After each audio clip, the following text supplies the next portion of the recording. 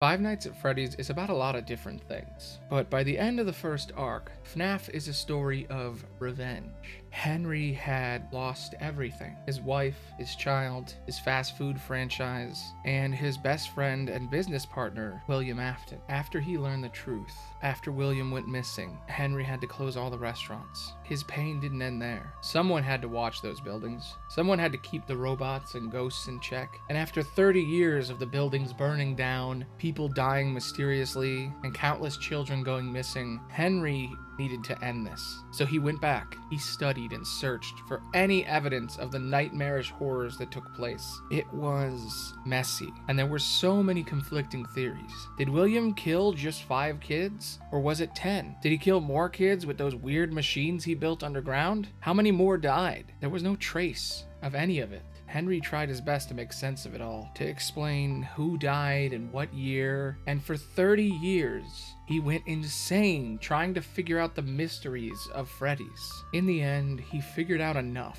As long as he didn't look at the details, it all made sense. The dates didn't matter, the order of events were nonsensical. At some points, he thought it could all be a bad dream, some nightmare of a sick and dying child. It didn't matter. Now was a time for action. So Henry used the only skills he had, the only way to beat William and his mechanical monsters. He built a trap, a restaurant. He knew that Michael might still be out there, a shambling corpse suffering for 30 years. If William survived all this time, Michael must have too. So he exploited William's biggest weakness, his ego. Every time a Freddy's opened, William and his army of lost souls appeared, and death always came in their wake. So this time, he would have someone else open a restaurant. He created a series of tapes, rules, and instructions. If Henry were to die, no one would know how to stop William. So Henry made a deal with Michael. During the day, Michael would run the cheapest and worst pizza place in history, literally getting sued constantly. And at night, the real work would begin. Henry hoped that the restaurant would be so terrible and so unsafe, families would run away as soon as they spent any time there. All he really needed was for the spirits and robots lurking in the dark to see kids walk in, to believe this place really was a pizza place. And it all worked so well. Night after night, they arrived in the back alley. And as Michael ran the restaurant, Henry built more machines, his old knockoffs, the mediocre melodies, and a special robot called Lefty that could capture his daughter's ghost and prevent her from interfering. The stage was set. William, what was left of his daughter Elizabeth, an amalgamation of all the other robots, and Michael himself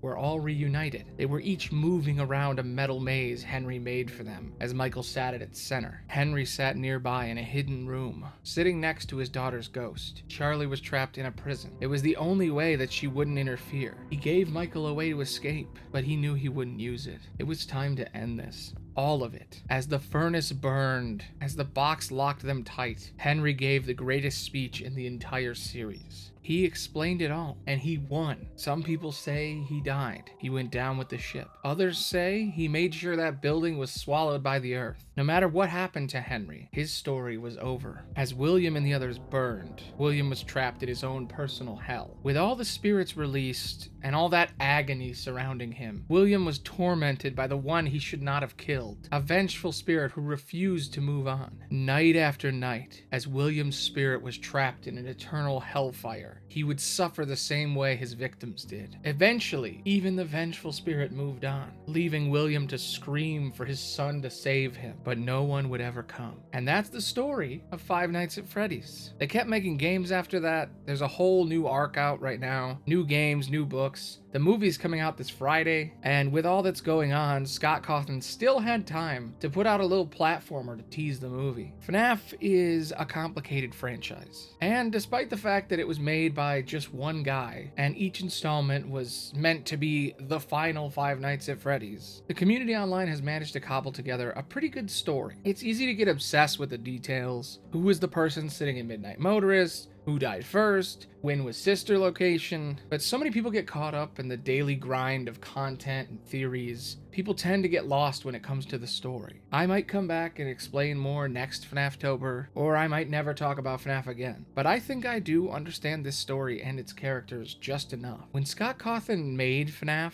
He didn't expect it to blow up, and he definitely didn't write the lore ahead of time. And I'm sure he struggled like all creators do. I'm sure he contemplated quitting and moving on over and over. But I think I know why he never let FNAF end. In one of his only interviews, Scott Cawthon said that he got a letter from a kid. The letter wasn't sent to him, it was sent to Foxy the Pirate. I can't imagine how beautiful that must have felt. I tear up just thinking about it. The idea of making a character and it mattering so much to someone that they wrote that character a letter, that's the greatest gift a writer can receive. And because Scott Cawthon is a good man, he didn't write back. Foxy wrote back. And that's why I needed to talk about FNAF. That's why I had to risk the entire momentum of my channel. And that's why I had to make all these videos. Because someone needed to say it. Anyway, I'm Aloni the Bard, and that's how I feel about that. Thanks for listening. Bye.